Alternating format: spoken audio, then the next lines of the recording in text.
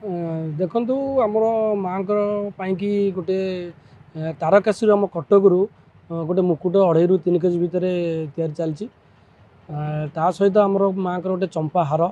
ବେକ ପାଇଁକି ମଥା ମଣି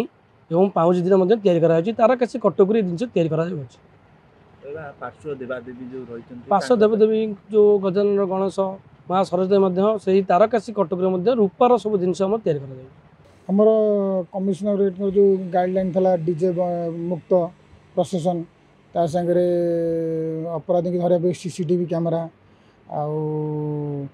वॉलंटरी रही। द्वितीय जिनस हूँ आमर जो प्रसेसन भसाणी हम शहीद नगर से डीजे मुक्त भसाण हम आम पारंपरिक बाजा सिंह बाजा घंट संबलपुरी यही नहीं आम प्रसेसन करूँ सरकार नियम अनुसार। उच्चता आमर तोरणर 70 ରୁ 75 फुट हम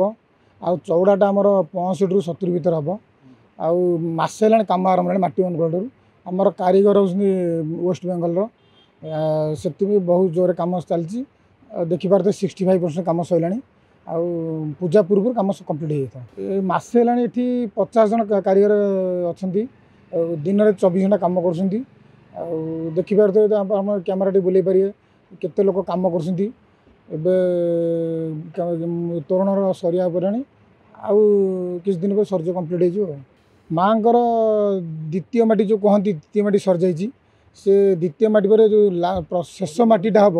से सरला पर कलर हम देखा गले आमर 75% कम सरला आउ 2-4 दिन भर माँ मूर्ति कम्प्लीट हो। प्रारंभिक पर्यायर आमर पूजार प्रथम विधि है आमर षष्ठी रे माटी अनुकूल होता है। माटी अनुकूल पर आमर से काम आरंभ हुए। कौन काम आरंभ हुए? लाइटर स्ट्रक्चर तैयारी हुए, तोरणर स्ट्रक्चर तैयारी हुए, जहाँकि आमर ए वर्ष से अनुजाई भी सब वर्ष जो भाई कम होता ए वर्ष भी से कम हो। आमर ये जो तोरणटी तैयारी आमर राजस्थान अमरेश्वर महादेव मंदिर तोरणटी आमर होती जो अमरेश्वर महादेव मंदिर तोरणटी होती जहाँकि सेटा आमर कालकाटारू 50 जन कारीगर आसिकी ताकू पर्यायक्रमे काम कंप्लीट करने उपर सैला। ता सहित आमर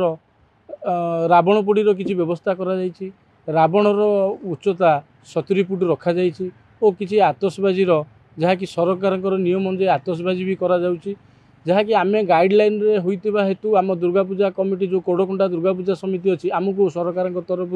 परमिशन दि जाए और केमी परमिशन देला पर तार जो गाइडलाइन अच्छी फायर कि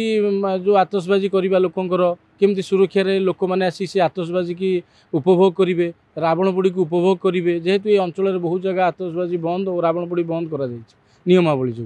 जेहेतु आमको नियमावली भितर आम रही आमको परमिशन टी दि जाऊँगी आम केमती जो हजार हजार लोक आसवे सुरक्षा सहित दर्शन करवा और आतसबाजी की देखापी कि तार 100 जन भलेंटियर आम रखीचु और प्रशासन भी आमको सब प्रकार साहाय्य भी करती आम अंचल जो अच्छी थाना बरगढ़ थाना आईआईसी आमको भी सब प्रकार कोऑपरेटिव करती और से प्रशासन भी आसी प्रति क्षेत्र में साहाय्य करी सब प्रकार सहानुभूति करती।